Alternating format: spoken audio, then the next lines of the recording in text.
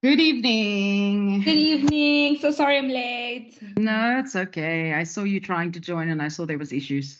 Before we get started on the second part of the radio landscape, I want to run through your assignment with you. This assignment is going to be due for 18 to 22 September, so at least it gives you a lot of time. And there are some parts that I think are going to be really easy and some parts that you're going to have to really think about, okay? There are also parts that will entail you to actually listen to radio in order to answer it. So if we start with question 1 here for 30 marks, it's about the public broadcasting in South Africa. So there's an extract here that we give you from UNESCO's public broadcasting, why, how, then there are questions that you need to answer. So this whole section just, in essence, defines what a public broadcaster is or should be, in essence, okay? This thing needs to be read in detail. Then we say there by number 1.1, identify 3 PBS stations and 2 PCS SABC radio stations, okay? So 3 PBS SABC stations and 2 public commercial service stations. Okay, so the SABC only has 3. So you're going to give me 3 public broadcasters and 2 commercial stations that fall under the SABC. And then you're going to name the language that these stations are broadcasting in and name the current breakfast show host or the show names. Then for 1.2, based on the above definition of public broadcasting, so this one, do you believe South African broadcasters are living up to this definition? Explain why or why not using tangible examples out of 10. So without tangible examples from actual broadcasts, your answer will be given a 0 out of 10, meaning you actually have to listen to radio, okay? You tell me whether you think it lives up to this definition and like 1 mark per definition. So you use the definitions above. For instance, it's information and an educational tool. So you might say that, yes, it is an educational tool because this radio station broadcasts educational material in the form of XYZ on this day at this time when I was listening to it. Okay, so that kind of a thing. So that's what is meant there. Then 1.3, is it the case that the public broadcasters are more daring and innovative and risk-taking within the South African context than the commercial radio stations at large are? So are the PBS stations more daring, innovative, and risk-taking than the commercial stations in South Africa? Yeah or nay? Justify your thinking through the use of tangible examples substantiated by time spent listening to various platforms. So you will need to listen to public broadcaster radio stations, so SABC, PBS, and to commercial radio stations. Not SABC commercial, privately owned commercial radio stations. And then again, without the tangible examples from actual broadcasts listened to, your answer will be given a 0 out of 15. So that's question 1, okay, about public broadcasting. Then question 2 for 15 marks. Read the following extract from foxbusiness.com entitled Exclusive Radio on its Deathbed. Elvis Duran speaks out, then answer the questions that follow. So here they start by telling you a little bit about just the history of radio, and just he gives a little bit of insight in how when they started in radio, how it was to now, etc., utilizing other forms of media like Facebook, etc. And then it goes on to question 2.1. iHeartMedia's CEO, Bob Pittman, says that the only winning strategy for radio stations is to embrace technology. Identify and explain 3 ways in which South African radio stations have embraced technology. Okay, so read through this thing, and I mean, there are many. So then you identify and explain. So you name the platform and you give me the explanation of how it is that they are utilizing it. Then 2.2, Elvis Duran says that radio is forever evolving. Contrast the 1950s. So like I was saying, question 2.2, Elvis Duran says that radio is forever evolving. Contrast the 1950s to today by naming 2 ways South African radio has evolved in this time using specific South African examples. So there are many that you can name from 1950 up until now. Again, read through this thing because there are a lot of tips and ideas, etc. in this. Then question 3 for 20 marks. Below is a summary of a conversation that took place on Jacaranda FM's afternoon drive show on the 22nd of March, 2022. So then you read this conversation.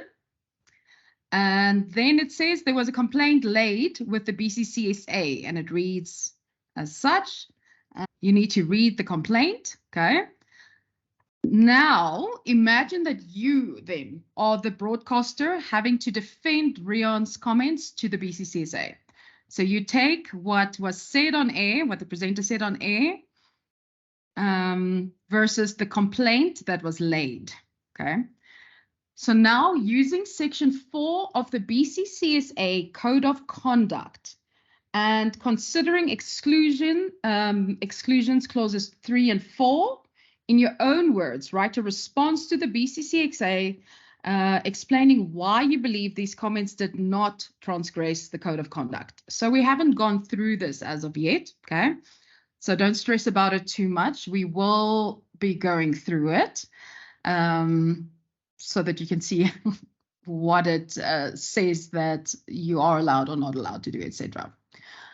Then 3.2, in your own words, voicing your understanding. Discuss how the Constitution of South Africa impacts the legal guidelines and frameworks for radio stations in South Africa. You'll also be able to answer this when we get to legalities. And then 3.3, in your own words, voicing your understanding, discuss in 3 paragraphs the Broadcasting Act in terms of frequency and licensing. Okay, so also quite straightforward, firstly, and secondly, laid out in your textbook. But again, we haven't covered it yet. We also haven't covered question 4, which we're getting to going to talk about now. For 25 marks, 4.1. Using the case study on page 49 of Next Level Radio entitled Risking 5FM TV, do you think 5FM TV was an excellent example of audiovisual radio? Why or why not? Not for 4 marks. If there were a station manager, and sorry, not if there were, if you were the station manager of 5FM at the time, what would you have done to have made 5FM TV more of a success? So what else would you have done? Okay, so something to think about. 4.2, in your own words, voicing your own understanding, describe and explain 5 common errors a station manager tends to make and explain how they can guard against this. And lastly, in your own words, voicing your understanding, explain the 3 pillars of radio and provide a brief definition for each, including who is responsible for each pillar. Right. Very straightforward. Remember to have a look at the rubric to see how everything will be marked. And then any questions? Not yet for me. Okay, right. Not yet at the moment. We can go back to today's lesson. Last week, we spoke about the South African radio landscape. And we mentioned that there are 3 types of radio named public broadcaster, right? Commercial radio and community radio. So we looked at the different types of PBS radio stations and we identified the 3 PCS, aka public commercial service stations in South Africa, right? Which is applicable for your first question. We spoke about the differences between the public broadcaster, the commercial, and the campus radio stations in detail. And we ended off where we started talking about digital radio versus all the other types of radio, okay? So what we're going to do now, oh, and we looked at stats, I forgot. We looked at the actual numbers. So we also looked at the RAMs and how they differ across the sectors. So for today, we are looking at from page 16 in Next Level Radio up until page 32. Okay, so we're covering digital radio, what it means, and then we're going to start looking at radio outside of South Africa in the form of the American radio landscape, Mozambican, Australian, Zambian, and Mauritian. And then I'd like you to think about which one you think might be close to South Africa's type of radio landscape, okay? So when we speak about radio, obviously there's traditional radio, aka AM and FM frequencies, but you also get other types of radio, right? So if we start looking at these, let's start by defining FM and AM and the differences again. I might have told you, I'm not quite sure, but I'll recap them. So FM stands for frequency modulation, AM stands for amplitude modulation. Only one radio station in South Africa uses amplitude modulation, which is a one music radio station rather uses it, and that's Magic 828 in Cape Town. All the other stations are on FM. So what's the big difference? AM is bendable, can travel across the world, in other words, but the sound, the signal is not so great, very mono. Sounds like you're in a bathroom or speaking through a tin can, and is influenced by topography and by weather, okay? So rain, hail, wind, etc. Versus FM, which is straight, can't bend, meaning more transmitters, but clear and crisp sound. So that's where radio started, right? With the transmitters. Where else do we get radio? So where else can you listen to radio except for on an actual radio? Online, right? Online. Online, okay. Let's stop there. How do you listen to radio online? Is it an online radio station that you're referring to, or what are you referring to? Yes, so I'm referring to an online radio station. Okay. All right. So here is where I want us to make a definition. Okay. Online radio stations. Do they have an ICASA license? I think we said no last week. No, they Yeah, don't, right? Because they are only online. Where are they broadcasting? Online. So what would be an example of content that we only find online? Would it not be podcasts? Yes, podcasts. Okay. So when you start thinking about it in this way, I want you to, on the one side, think about a podcast, because that's going to be the easiest. And on the other side, think about an actual radio station. Let's take Metro FM. Can you find Metro FM online? You can. So I just wanted to add on to Jess's point. So also the other radio stations that you can find online are Metro and all of that, using that radio app. So I use Radio ZA, where you find all the other radio stations grouped there. So these are like normal radio stations that you find on FM, but you can stream them online.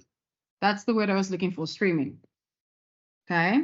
So the FM stations you do find online via streaming. So you have podcasts that are only online, and you find normal radio stations, aka in this case, I'm referring to, let's say, FM, that you can stream online, okay, via their website or via many, many different apps and things that you can do it on, right? So what would be the big differences between, let's say, a podcast and between streaming a radio station? So podcasts are pre-recorded, so you don't stream them in real time. And then radio stations, you stream them in real time with a little bit of a delay, obviously. But that's the significance difference between the two. Podcast is pre-recorded and radio is live. Meaning, if I miss whatever has been said, I've missed it, right? Sorry, I just switched off my camera because I see I'm having a little bit of internet problems, load shedding in the area and all that jazz. So I'm just waiting to see if it's going to stabilize now. Live versus pre-recorded, firstly. So if you miss it, you've missed it, unless there's a podcast that they switch on or that they put up. What else? What else would be another difference? Who are podcasts aimed at? I don't know. So it depends, I think, on what the podcast entails, what the content is. So, for example, if it's lifestyle and entertainment, probably hosted by young females, their target audience might be females between maybe the ages of, I don't know, 15 to say, let's say 34 or something. If it's a business podcast, then it has a specific market. So for people who probably has buying power, and that also just informs the kind of commercials that will, or if it's a business podcast, then it's primarily probably for like business people and not just for everybody. So I think it depends on who your target audience is and who you're trying to sell the podcast to. Exactly. So in one word, a podcast would be niche, right? And who is mass media, traditional media made for? Everyone. Yeah, it would be everybody who consumes content, basically. Yeah, which in South Africa is 47 million listeners. So that's another big difference. Podcasts are niche. Traditional radio is not, okay? Streaming radio is exactly the same because it's the same content. So it's made for majority of listeners. It's not a niche broadcasting thing. How do you listen to it? Can you switch on a podcast and work while listening to a podcast? Yes. Yes. Yeah. Are you consuming the content then? Well, I mean, it. Yeah. I guess it depends on what you're doing, right? So I could be listening to a podcast while maybe working through an assignment or doing whatever, a report for work, or driving, you know. I don't necessarily think you can treat it like you do with live radio. No. But also the beauty with the podcast is that if you miss something, you can then go back and re-listen. With radio, the moment is gone, it's gone. Yes, except if it's pre-recorded. But podcasts, in essence, require active listening. Okay, podcasts are created for you to listen to take in what they are talking about. Okay, whereas radio is made for you to listen with one ear. The kind of content, the way that the content is put together, especially on music radio, is made in such a way that if you miss a couple of words, it's not the end of the world. You can listen with one ear, okay? You can have it there simply as a companion in the background if you don't want nothing. So that's another difference between podcasts and radio, is the way that you need to listen to it in order to consume it. Does that make sense? Yes. Okay. So what the internet has made possible is the production and dissemination of audio-based content by anyone with a computer. What does this mean? It means we can now listen to, for instance, actual radio on our computers, but also this way that you can now have a podcast without an ICASA license. So that's another one.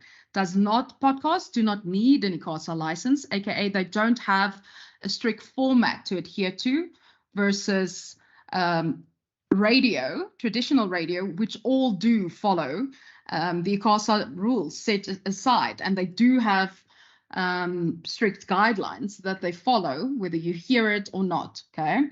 So to create, for instance, internet-based radio station or a podcast, you only need an internet. You need internet and you need a microphone in essence. Technically, you can get away with it like that, okay? Which is why we have so many podcasts out there. It doesn't mean they're all good, but I mean they're out there, right? So it's just to understand the difference between radio and podcasts.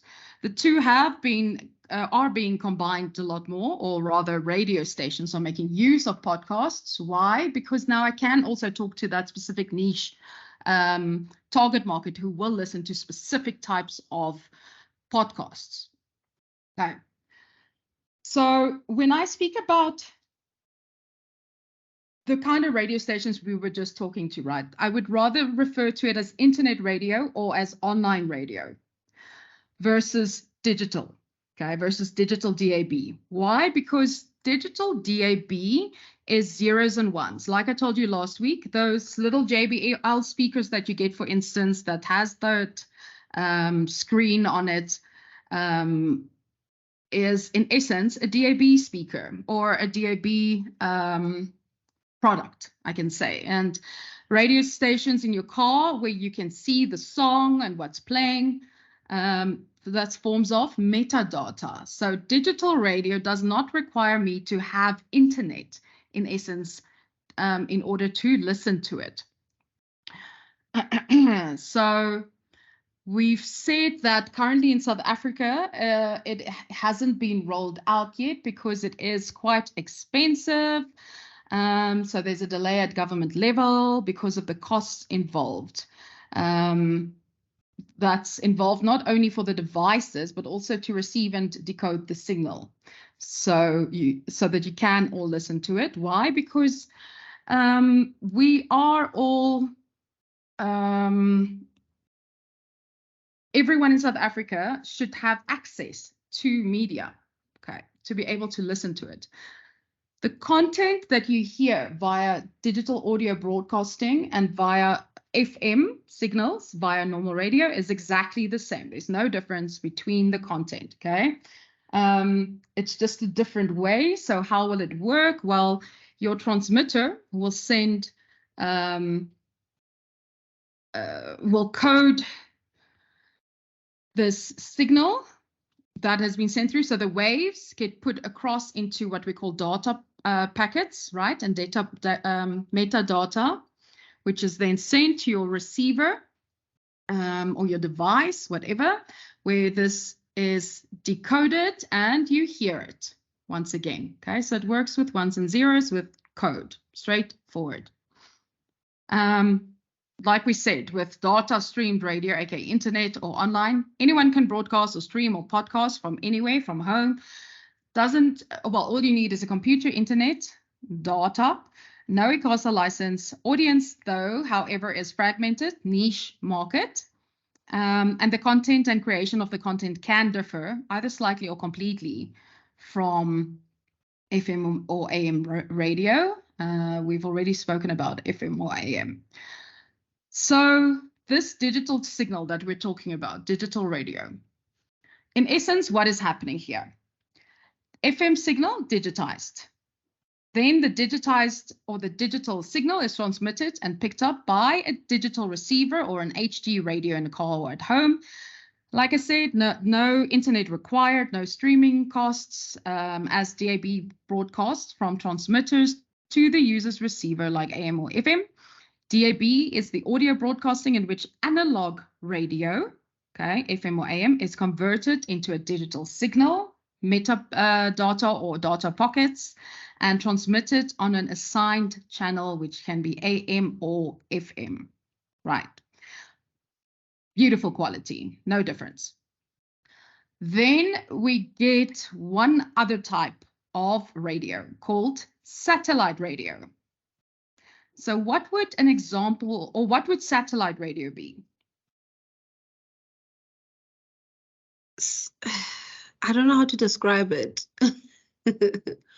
It's quite different from what your traditional radio is, and it's different from what a digital or an online radio is. So it sort of depends on those. They look like DSTV dishes, but they've got sort of like like an antenna, not an antenna per se, but like a receiver of sorts. I don't know if I'm describing it correctly, and I think that's how they get or distribute their signal. So it's not like a tower like Centec. It's a different looking type signal receiver or distributor. So you're referring to satellite broadcasting. Ah, Okay, which is that, yes. So that things like satellite phones can work, and yeah. for instance, our cell phone signals can work, and it's linked to quite a lot of stuff. But when it comes to satellite radio specifically, you mentioned one of the words there, a decoder, aka DSTV. Yeah. Okay, so that's an FM radio station that is purely broadcasting on, for instance, DSTV. Okay, so how it works is exactly kind of like you just started explaining there. So we still use our transmitter, but the transmitter now sends a signal through to a satellite. This satellite, in essence, also codes, just in a different type of coding. These waves that it's received, sends it back to your decoder, which decodes it, and you can listen to it then. Hence why you can listen to radio on different channels on DSTV. But can I unplug this thing and walk around with it and listen to it wherever I go? No, I don't think you can. No. Because while I'm walking around with my decoder unplugged, guess what? It's not going to work because it needs electricity, right? True. So not movable, okay? Not transportable, unlike traditional radio. So what have we looked at now? We've looked at FM and AM, traditional media, or traditional radio rather. Then we've looked at online radio, whether it's a podcast or whether it's an online radio station only online. Then we've looked at, well, we've spoken about streaming, which forms part of your AM or FM radio station. Then we have our digital radio, which is digital audio broadcasting. And then we have satellite radio. Okay, so that's all the different methods that you can consume radio. So if we speak about podcasts, what is the biggest podcast in South Africa? No idea. Podcast and Chill with Mac G. Oh yes, yeah. I thought it was Eusebius's show, but he passed on. Yeah. Yes, he did. That was an exceptionally sad time for me. Anyway, so no, it's not. It's Podcast and Chill with Mac G. Remember, Eusebius's one has very, again, niche market, but Okay. very specific when it comes to the niche market. But where did podcasts really start getting big in South Africa? Was it because of COVID? No, it was okay. long before COVID. Do you remember a guy called Gareth Cliff? Yes. Yeah. Okay, remember he had a lot of drama with radio stations wanting to censor him, and he decided no censorship for him. He broke away with a lady called Aria, is it Kalman? I think is her surname. And they in 2014 started a radio station called Cliff Central online, right? And they, yes, it was right. And so they referred to it as unradio. So why would it be referred to as unradio? Everything we just mentioned about the differences between radio and podcasting. Radio doesn't have, or rather, a podcast doesn't have a specific way it needs to broadcast because it doesn't adhere to ICASA, so you can swear. You can voice your opinions, whatever they are. You can do advertising, you don't have to. You can do news if you want, you don't have to. You can talk for as long as you want. You can play whatever music you want. So there were quite a few things involved, okay? And this was seen as like the disruption and kind of like the disruptor. So the true pioneer pretty much in South Africa for internet radio, as we will refer to it, when cliffcentral.com started. And then we saw how this moved, and from here things started rolling, and today we have a lot of podcasts, okay? But there's an example I really want you to go and read on page 19 to 21, okay, that speaks specifically about unradio, if we're going to refer to it like that, okay? So happy with the different types of radio and the differences between them before we move on? Yes. Okay, so now we're going to start talking, now that we have a broad idea of South African scope, we're going to start talking about radio outside of South Africa, okay? So radio has developed quite a lot, obviously, in the last, 50, 60, 70 years. And many radio groups have developed and are flourishing on DAB, which we've spoken about. Norway, for example, switched off their FM signals in 2017, and they now only rely on DAB and data to distribute their radio signals.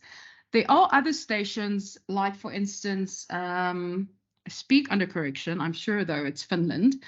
Anyway, other stations that have gone DAB and gone back to FM, rather, okay, by using it. So it all depends. But what we have found is that radio companies understand the importance of embracing an abundance of distribution signals, from their online stream-only data services to things like downloadable podcast content to video and video streaming content, etc. And AI is massive currently, right? Especially AI and the way that we consume radio. So I don't know whether you ever heard that documentary. It came out a year ago about ChatGPT. It's something that BBC Radio did, but I want to play it for you quickly. So you can see it says it's a documentary by ChatGPT. Then it goes on to speak about what a documentary made by ChatGPT would sound like. And then there's a tech journalist and BBC Click presenter, Laura Lewington, who explores the immeasurable possibilities of sophisticated AI technology and how it will change our lives. It's been available since the 6th of March. So, but since this even, there's been a lot more enhancements that we've seen come up, etc. And we've seen the things like, for instance, one of the reasons why America is striking that we spoke about last week, etc. So what I want to do now is play this for you. And we're not. This documentary is all about the clever computer that's changing the way we communicate and access information. Those words weren't written by a human. They were written by an artificial intelligence, an online service you've probably heard a lot about over recent months, ChatGPT. I am a computer program designed to process and understand natural language. Created by OpenAI, I've been trained on a vast amount of text data. When you type a question or statement to me, I analyze the words to generate a response. Think of it as super-powered predictive text. It works on the statistical probability of what words make sense to follow one another, resulting in something you could believe was written by a person. So whilst we delve into how this kind of technology is changing our world, maybe it can also help me make this documentary. Hi, I'm ChatGPT. I'm here to assist you with any questions or tasks you might have. This is the voice we've given the technology because it writes but doesn't speak. Well, we're making this documentary, so obviously I wanted to know what ChatGPT itself would think that I should say. So we asked it to write an introduction, and here's what it came up with. Oh dear. Hey there, techies. Lara Lewington here, your favourite technology journalist from BBC Click. I did not write this. I'm so sorry. Right, let's see what happens if I ask it for a more British sounding version.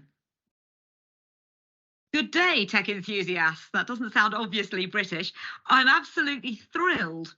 Thrilled? Okay, maybe that is a bit. For this new project, I've partnered with ChatGPT, a highly intelligent AI language model, to delve into the forefront of artificial intelligence and explore its incredible capabilities. All sounds a bit too enthusiastic for me. I'd like a bit more balance. This is the BBC after all. So, in my own words, I'm Lara Lewington. I'm passionate about AI from a very human perspective, the part that we should let it play in our lives, the decisions that we should be letting it make, and crucially, how we feel about our interactions with machine rather than man. In my job presenting the BBC's technology show Click, I'm always looking to the future. So I've been mulling this over for years, but the emergence of ChatGPT has taken the AI debate mainstream. The ethical and practical decisions over what AI will do will affect us all. And just because we can do something doesn't mean we should. Right, ChatGPT, where do we start? How can I get my virtual producer to be genuinely helpful? You can read articles, watch videos, and explore the OpenAI website to get a better understanding. I suppose that's actually what I'm doing now. Define the scope. I guess I need to give it a bit of a brief as to what it's for, so maybe I'll add that in a follow-up question.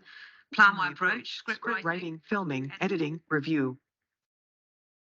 This documentary isn't just about journalism. For creative writing, customer service, the way we communicate with our loved ones, and in education, is this the moment it could all change?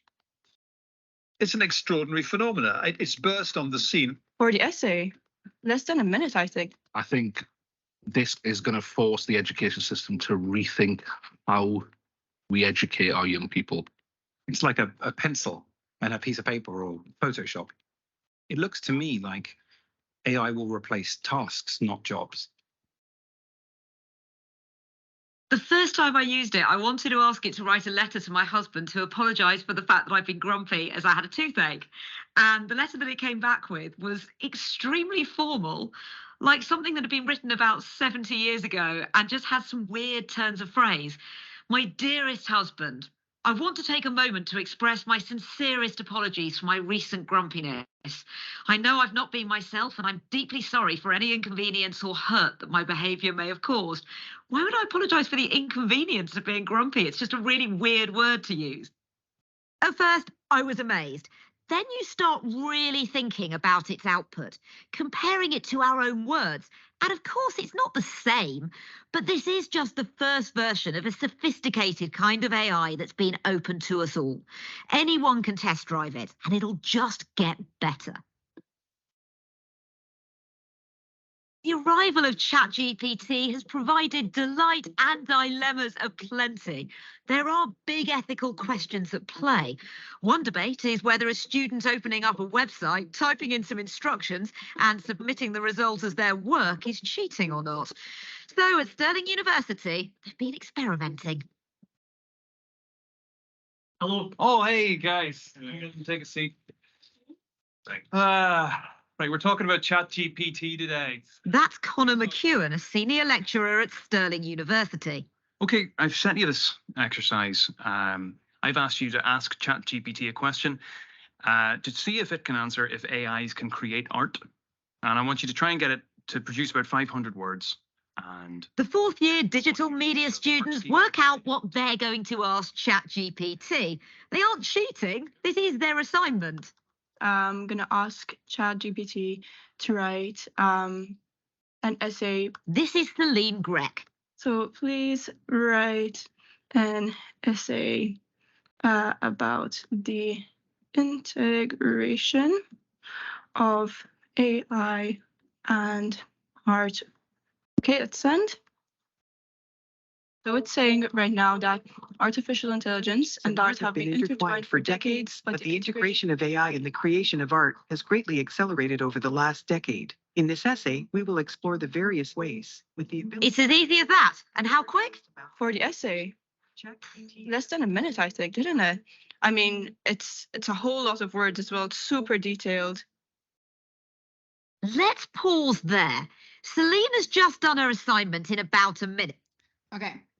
I'm going to stop it there because I'm not going to play you the whole thing. I just wanted to give you an idea. So this is a really great podcast to go and listen to, by the way, the whole one, just to kind of see, to grasp your head around where we are at with regards to AI and how it can be used as a tool.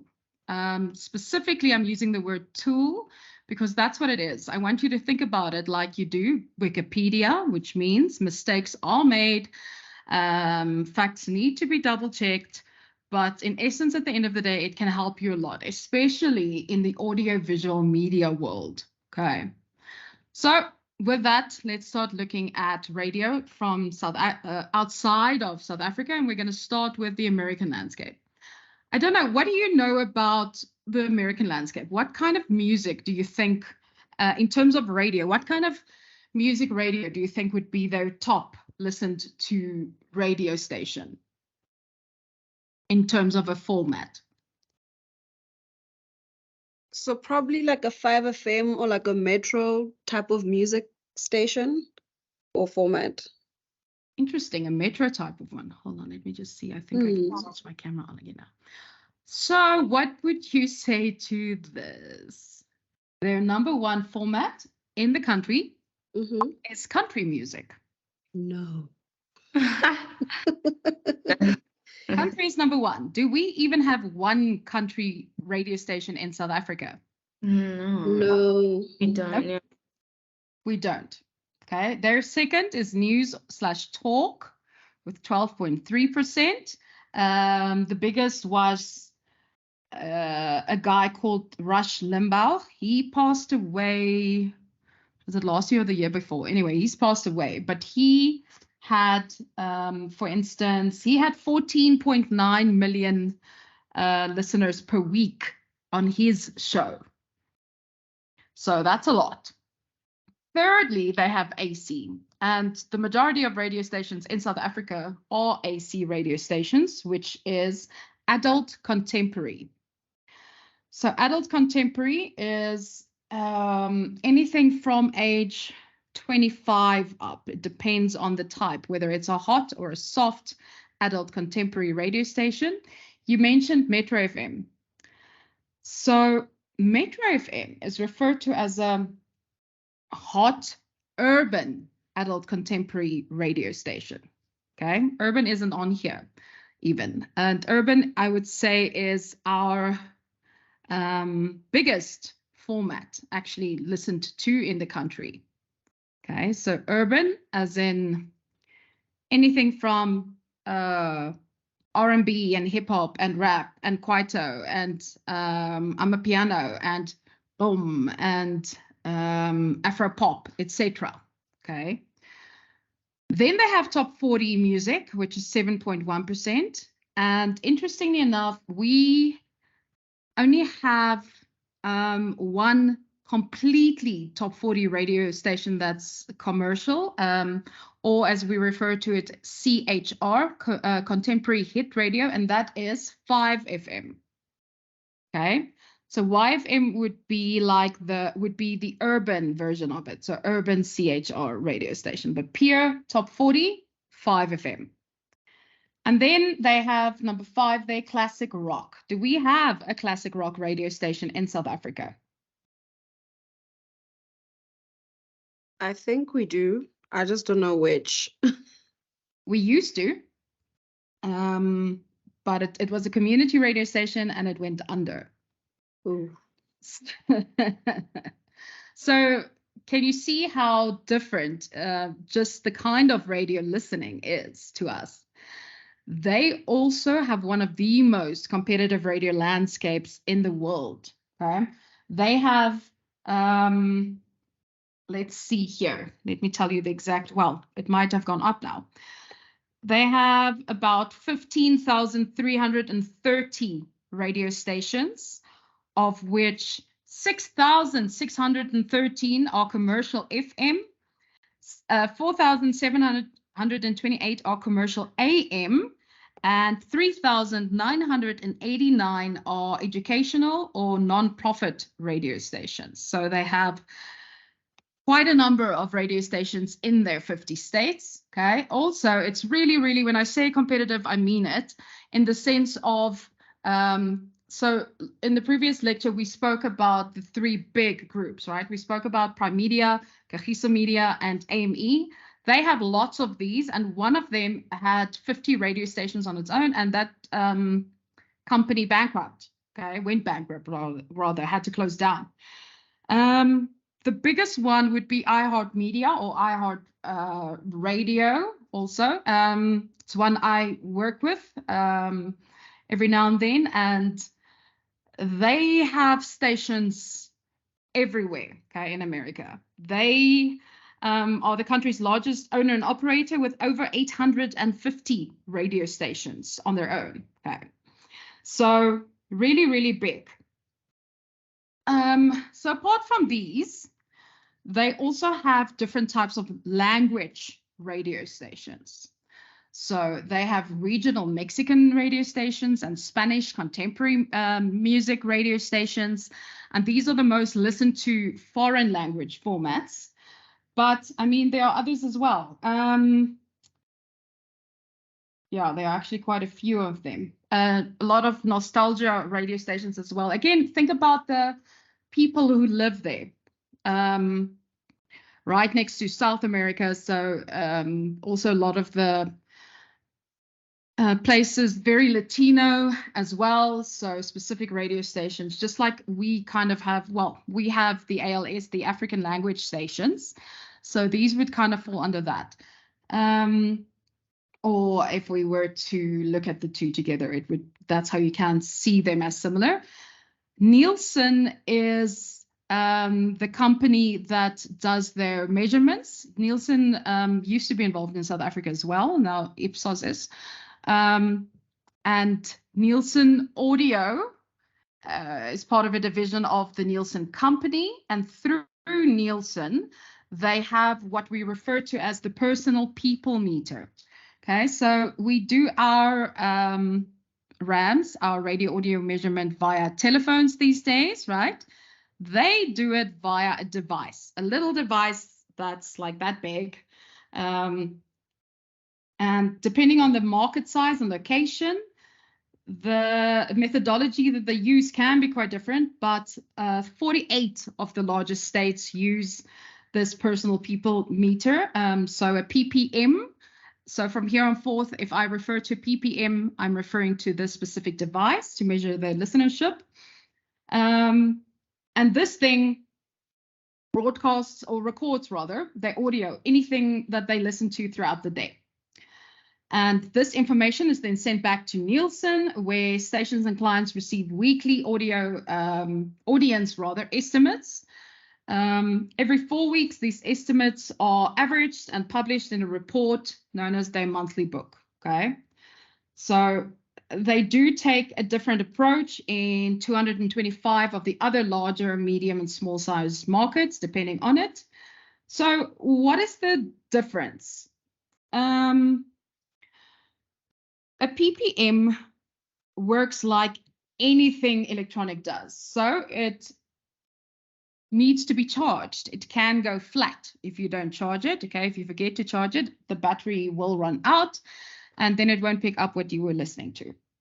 So that's one thing. It's quite expensive. Secondly, thirdly, you need to wear it for a year.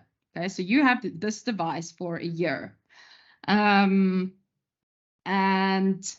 the other thing is, if you fall asleep, you have the TV on in the background, your radio here, it'll record the TV, not what you're listening to. Also, if you fall asleep, it won't know that you've fallen asleep, so it will keep on recording. But I'm pretty sure that with new AI technologies all around us, that this thing will be changed pretty quickly.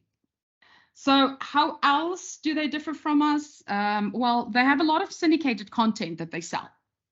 Okay, so syndication, we spoke about also last week.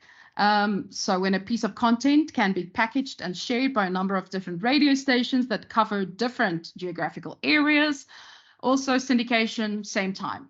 Okay, you can have a syndicated show, which means that the shows can talk to one another.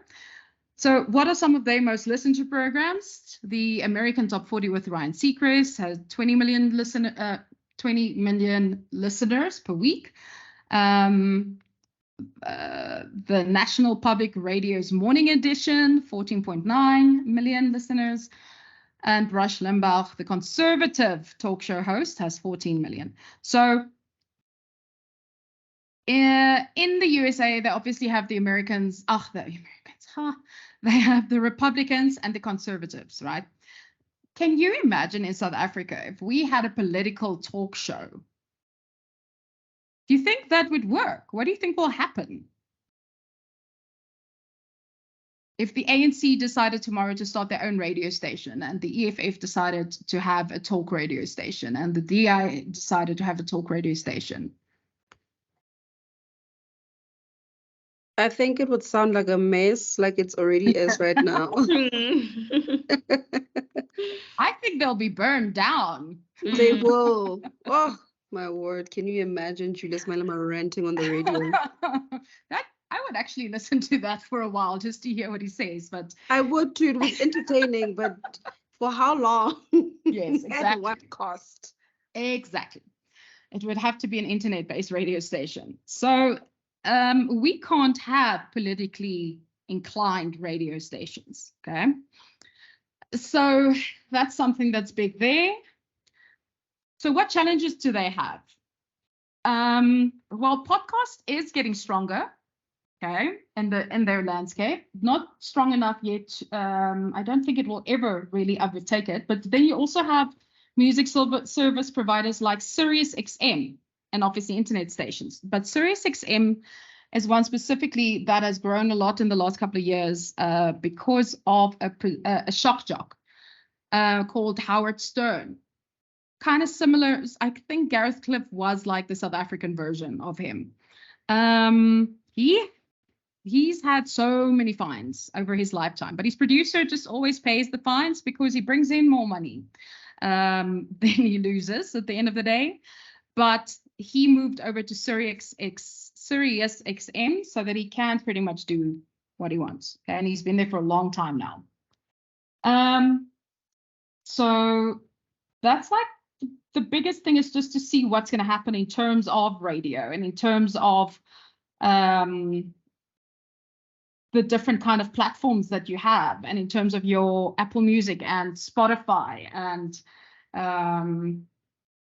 you have different things. But at the other side of that, you also have things like radio.com and iHeartRadio and TuneIn and iHeartRadio. I'll chat to you about it at a point, just remind me. Well, not today, but in one of the other classes, has radio that you can literally decide what you want to hear and what not. In other words, if you want to replay a song, you can do it. If you want to skip, you can skip, or fast forward, or stop. So imagine DSTV, but for a radio station and not via the satellite. It's something similar to that in essence. So the same way you could watch TV and do everything that you can with DSTV, it's similar to that for radio. Okay. So that in essence, well, not in essence, that is the American landscape. Okay, so quite a different kind of scene than we have. The next one we're going to look at is the Mozambican radio landscape. So what would you think is the biggest issue that the Mozambican radio landscape faces? They're right next to us. They have lovely prawns and beautiful beaches. But when it comes to the radio stations itself, it's quite interesting when you start breaking it down. Okay. Why? Because of funding issues, many of the radio stations have been taken over by government-based loyalists, okay, or the Catholic Church, which has been active since the existence of community radio in the territory. So we've said, yes, someone wanted to say something? Oh, sorry. I think my mic just opened. Sorry. Must have clicked. Sorry. No, it's fine. All right. So we've said South Africa is liberalized and deregularized. Would you say that the Mozambican landscape is? If you think that radio or people operating in the territory believe the media space remains in the hands of the politicians or even the Catholic Church? I don't think they have, I don't think their media platforms have as much freedom as we do in South Africa. And you see this by when a journalist makes a comment that goes against what the government stands for or popular opinion, they normally get targeted. And in extreme cases, they wind up dead or they vanish from the face of the earth. So I don't think countries like Mozambique have as much freedom and as much media freedom to say whatever they want on the radio, as like different to what South Africa does. I would actually say the complete opposite. I would say they can't. I would say they are not liberalized and they are regularized because most influential radio stations there are state-owned. I mean, if the current politicians or whoever are ruling your country are telling or own your radio stations, do you really think you can have freedom of speech on air? No, you can't. So it's quite an interesting one to look at. When it comes to media, radio programs are the most widespread form of media in the country, and even then it's low, okay? You can see, well, not you can see, but media listening and media consumption in the country is exceptionally low compared to a lot of the rest of the world, okay? So we don't have a lot of stats from them in terms of their listenership. And like you just said, it's also widely accepted that media bodies who speak out against the government suffer from a lot of scrutiny and state interference and even bodily harm. Yeah, sometimes, okay? So how do they listen?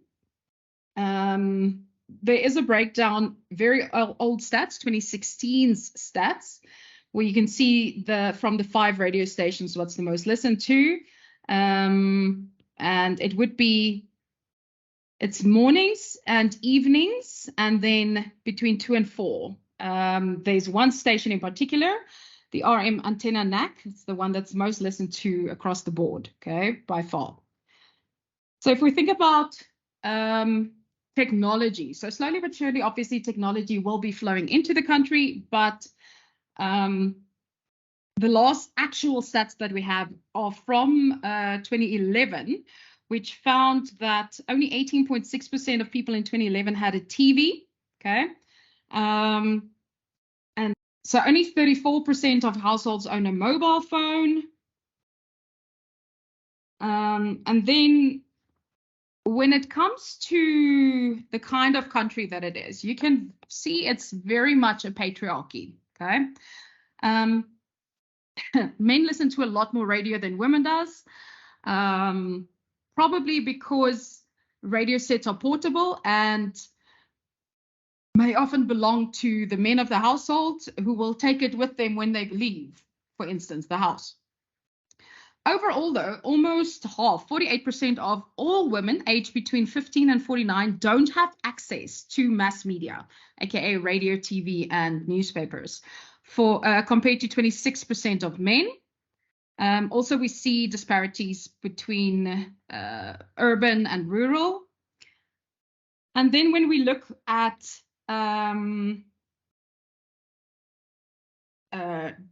gender is a big one also, gender and age specifically. So gender-linked studies have found that women in Mozambique constitute to only, and I want to pause here, 3%, only 3% of people working in the media sector. So if we were in Mozambique right now, I would not be here giving you this lecture. Okay, chances are exceptionally low. Why? Because media is not viewed as an acceptable profession for women to be in. They are trying to change this with Westernization and with trying to bring in more Western media journalists, etc., but still not seen as the kind of profession for a woman.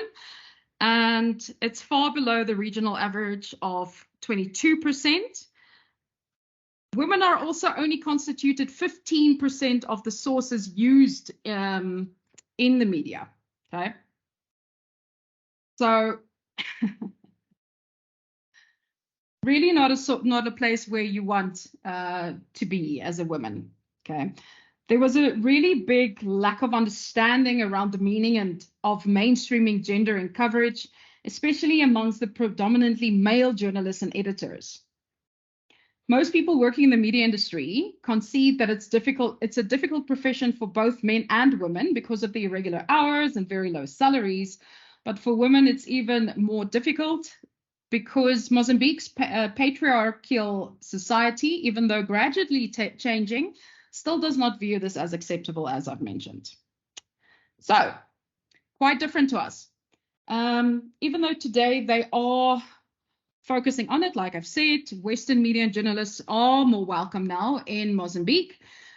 Portuguese newspapers and magazines are now available, and Portuguese journalists and media figures from other Western countries operate freely. It has been argued that a heavier English influence would be beneficial for the development of the economy. Yeah, obviously, and would expose the population to more foreign content, news, and thinking. Okay. The use of Portuguese is seen as limiting the growth and development of the Mozambican social economy. So that's Mozambique. In a nutshell, very few people have access to media, even fewer in rural areas, more so in urban areas, very patriarchal, media not an acceptable profession for a woman to be in. And there's a lack of recruitment and training for talented media professionals. So that's Mozambique. Next one is the Australian landscape. Now we're throwing the dice again, completely opposite end of where we just were. Australia has a really, really high radio listenership, okay? Overall, we see that even this year with the latest stats that were released, there was an increase once again in radio listenership in the country, okay? So radio is still growing and increasing in Australia. So with regards to how it's set out, Australia is a very diverse country, like really diverse. Just like we are a very diverse country, they have radio stations that cater to anyone and everyone, similar to we have with regards to our LS and our cultural and our community radio stations, okay? radio broadcasting in Australia is the dominant platform. It is the dominant audio platform, and people trust what is said on the radio more than they do what is said on TV. That's how much trust they have in the radio industry. Okay. Why? Why is that? Why is it that I have so much trust in my radio station? And why is it that I would listen so much to my radio station? Well, they talk to me on a personal level, okay? More personable audio entertainment. They engage with me, they can relate to me, and I can relate to them. So personal content is really, really big amongst the kind of radio stations that they have. Very strong broadcast personalities, depending on whatever it is that you're listening to. And the personalities here are the key to the Australian radio brands, shaping a great deal of brand listening and loyalty, similar to South Africa, once again, okay? Because what we find here also is you start listening to radio perhaps for the music, but you stay for the personalities. You stay for the people that you are listening to, okay? Someone that you are relating to. So what's also happened is radio personalities are using online and social media platforms with the aim of enhancing the listener experience and strengthening their engaging relationships with their fans, which perhaps have helped them grow as a radio community, okay, overall. And most live radio listening occurs in the car while they're driving. 75% of them listen to content while they are driving, whether it be breakfast or drive, especially in the metropolitan areas. That's just where most of the listening happens. But live radio plays a part in other aspects of Australians' lives as well.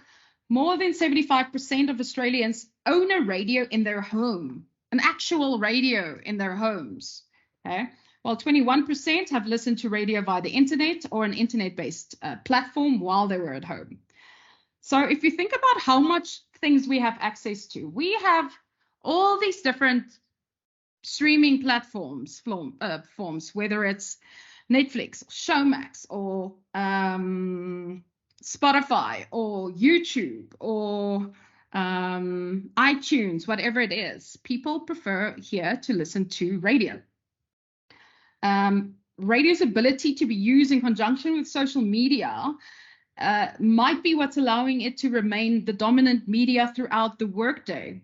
Why? Because we can have a look at your Facebook pages and your YouTube pages in the evenings when we are not listening to the actual radio station. So it's quite a different scene there in terms of how audio is consumed. So even in South Africa, currently we're neck on neck, like TV and radio. But I mean, here, radio is completely overpowering.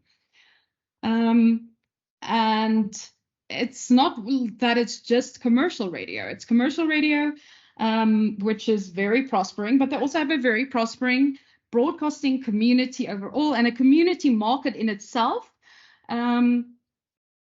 with over 450 services operating across the country. Oh, yes, across the country. And you can just imagine from being in a urban area, metropolitan, to the outbacks. Imagine how different the radio is. And for instance, I listen to Kiss FM a lot. So obviously there are different Kiss FMs across the world.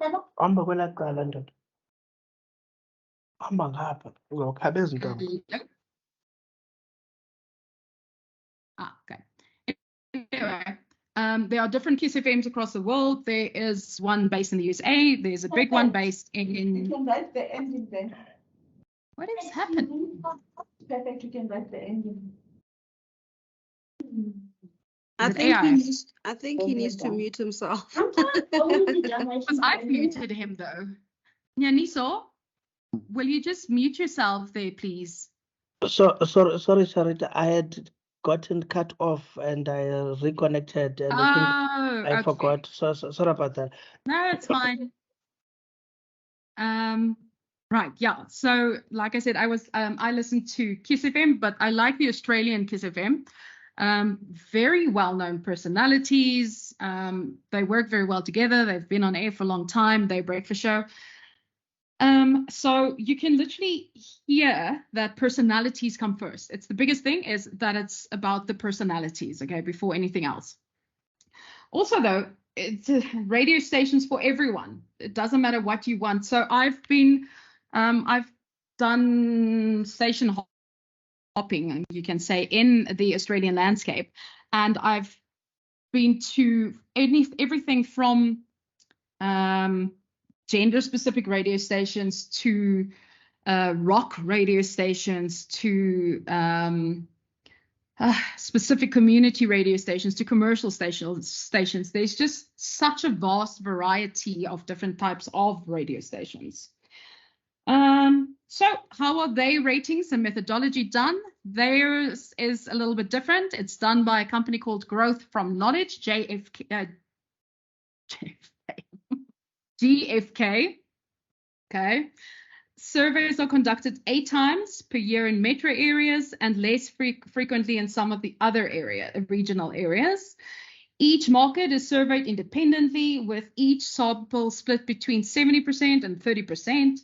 Participants are recruited by means of face-to-face interviews and record their radio listening habits in physical paper diaries. So exactly like we used to do it. Okay. And then the remaining 30% are recruited online and are required to complete e-diaries. Respondents are encouraged to use the documents to paint a complete picture of their radio consumption in 15-minute blocks, like we do, over a period of 9 days. This information is then distributed to the radio networks that use it to sell media space. Okay, so that, in a nutshell, is Australia. Then we go back to Africa and we look at Zambia. So Zambia's biggest issue isn't the same as like we had in Mozambique. Zambia's biggest issue is money, okay, or lack of, rather. So the radio broadcasting industry has been growing in Zambia since 1996, led by radio in the community sector specifically. So problems and confusion regarding class, distinction, and the nature of the license, aka community license versus Christian license, affected the effective issuing of community licenses. However, despite these challenges, there are more than 60 radio stations that have been established since 1996, with more licenses becoming available. Obviously, these have grown rapidly over the last 30 years, but it's not very sustainable, okay, especially in the community radio sector. So the PANOS Global South Network fielded a study that revealed the following. Only 2/3 of community radio stations had editors or producers with any sort of training. Around 2/3 did not have a trained sub-editor. Imagine you need to have someone compile the news who has no journalistic background, no idea how to compile news, no idea how to write unbiased reports. Similarly, and then they need to read this news also. I think it would be quite interesting. And then staff responsible for reading the news and making announcements at half the radio stations were not trained to do their jobs, had no training whatsoever. Because of the lack of skilled journalists, community media's approach to broadcasting could be described as casual and uninformed. So they have a media forum, similar like we also do, and their media forum is called the Zambia Community Media Forum, ZACOMEF. And they have identified 2 problems that are commonly faced by radio stations, namely paying for programs and paying staff. Despite their enthusiasm and love of the work, many volunteers leave because the positions aren't paid. And you can only work unpaid doing your passion for so long, we all need to eat, right? We all need to pay the rent. So we need to work for something where I'm going to get money at the end of the day. They don't have regular listenership feedback. So the last data that we have was from Ipsos, the company that we use now as well, in 2014. So on page 30, you can see what it looked like. Okay, so this ZNBC1 was the highest, with ZNBC2 second, etc., etc. And then others are just pretty much anything else, the rest of them all grouped together. So ZNBC1 is the most popular radio station, with 27% of the listening audience naming it as their favorite station. So that's pretty much what I can tell you there. How they listen via FM radio predominantly. Okay, very much still FM radio, because very well, can't say very poor country, but lack of funds. Okay, the industry is still dominated by men, but there's been more women appointed in leadership roles. So it's not like when we spoke about Mozambique earlier. So, for example, the head of radio at Zambia National Broadcasting Corporation is a woman. And efforts are being made to increase the number of female presenters on air. And BBC Media Action, an international media development charity, actively promotes gender equality by creating and following policies that allow more women to act as trainers in their partner sections. Okay. They also aim to enable more women to work in production roles. They also get a lot of training, okay, from a lot of different entities, because they can't provide the trainings themselves, and they don't prioritize training at all. So it's something that tends to be outsourced in the commercial sector, but when it comes to the community sector, they are focused on training and development. They are focused on training and development of their staff. And there's a fair number of organizations, both inside and outside of the country, that are involved with building toward filling the national radio capacity and reaching positive outcomes. When you think about what I just said to you about the training, that the commercial radio stations are not so focused on it, but the community stations are. Doesn't that sound a little bit similar to us, like in terms of outsourcing? Yes, our commercial radio stations do put a bit more effort into it, but we all know that the big groundwork, unless you are brand new talent that just got swept off because you are a gem, would come from our community radio stations, right? Somewhere along the lines is where they would have learned the ropes. So who helps them? Who's the organizations that help them? It's people like the Zambia Institute of Mass Communication Educational Trust, the Department of Mass Communication at the University of Zambia, MISA Zambia, ZACOMEF that I mentioned earlier, One World Sustainable Investments, the Panos Institute Southern Africa, BBC Media Action, and the World Bank Group, that all play different roles, okay, within the sector. And they also have a lot of international interaction, people trying to help them. So the BBC World Service, Deutsche Welle in Germany, CVC Media in Malta, Radio Express in USA, and Radio Netherlands International in the Netherlands. So that, in a nutshell, is Zambia. Okay. Then we get to the last one, which is Mauritius. Okay. Just on the other side of us, once again. Very small island, so you can imagine they don't have a lot of radio stations. They do have, like us, a public broadcaster. Their country's public broadcaster is the Mauritius Broadcasting Corporation, the MBC, and it was founded in 1964 and generates 40% of their revenue from advertising, and the rest comes from licensing fees. So 60% of their fees come from licensing fees. Sounds like something that should be happening in South Africa, but isn't, right?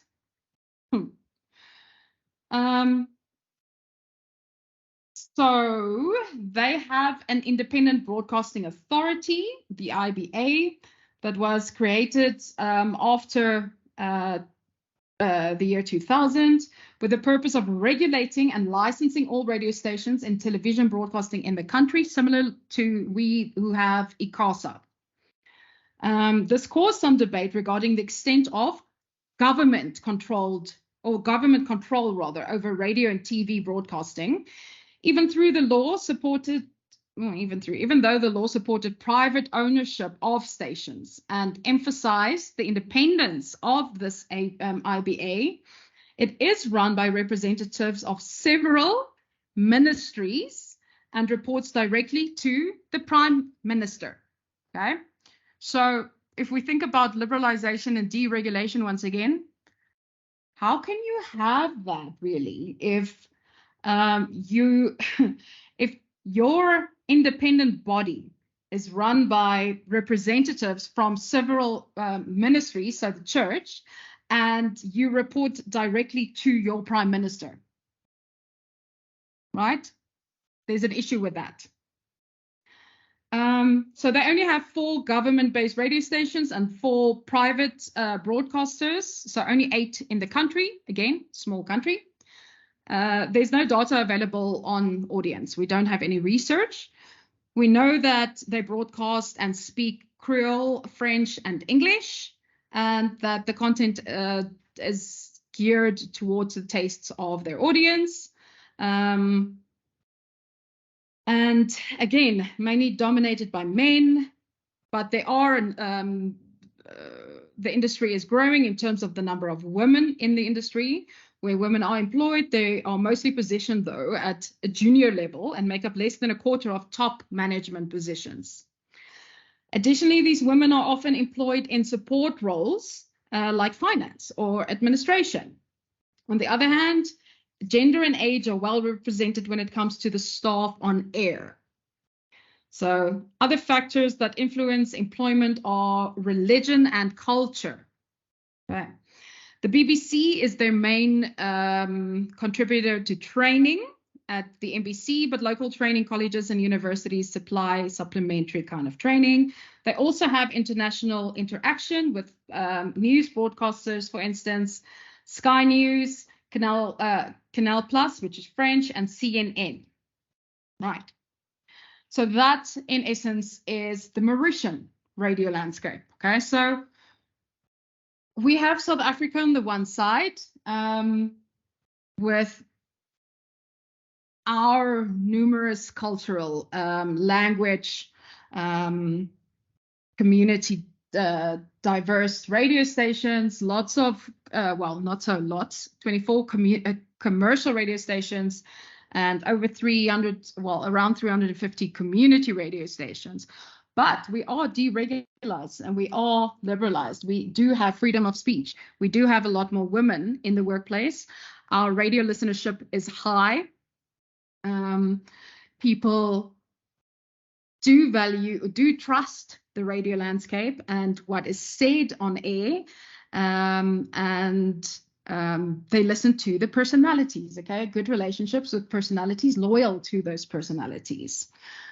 So then we looked at Mozambique, where the biggest issue would be lack of media and lack of women, well, in the industry. Australia, radio, the most trusted form of media. Majority of people listen to radio, have a radio, listen to it for similar reasons like that we would listen to radio. We have Zambia, where the biggest issue is no money. Women's sector is still growing, okay? And then we have Mauritius, which also has a public broadcaster like we do, and they also get fees from their licenses, so the way we are supposed to. But there's no research for them, and yeah, not so deregularized and liberalized. So that's pretty much radio in a scope for today in a nutshell. So there was a time where people said that radio won't survive. Radio is going to die. Okay. Why? Because of music platforms that started growing, because of the digital world that started growing. They said radio is in trouble, not viable. Okay. But what happened? Radio embraced the digital world. It embraced social media, and all of the podcasts and social media and AI, etc., now form part of radio. Now we have audio-visual radio. We use it via the internet, streaming, podcasts, blogs. We do a lot of competitions, video casting, YouTube, Vimeo, galleries, etc. Okay. Like I said, DAB is used internationally. So radio is 100% definitely alive and thriving, and will pretty soon, has already started overtaking TV into some regards. Okay, so I think this has 100% changed. So another 2 case studies that when you have time, I would like you to work through, and activity 1B and 1C. 1B, I think we might have spoken about. Let's see. 1B, oh no, we haven't. It's just about understanding licensing conditions, but we are going to talk about that with regards to, in the next 5 lessons. Then just noticing the difference between listening to online radio or podcast and traditional radio.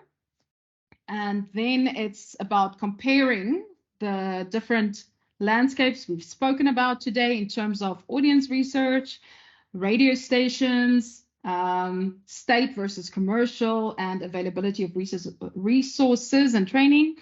Then, yeah, the rest of these we spoke about already last week. Okay, so do you have any questions for me? Otherwise, I'm going to end it off here today, and then next week we will do the South African Constitution and the South African Broadcast Act, which also forms part of your assignment. No questions from my side. Okay.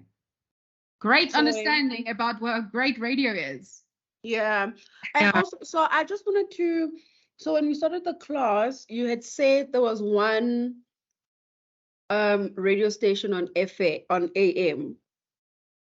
One music radio station. Oh, music. Okay, cool. Yeah, okay. Music specific, not talk. Not talk. Okay, okay. All Magic right, cool. 828 AM is the only music radio station in the country. Okay, got you. All right. Now, apart from that, nothing else. Thank you. Cool. All right. Have a great week. I'll see you next Monday. Thank you, Charita. Bye. Bye. Thank you, Charita. It's a pleasure. Thanks. Bye.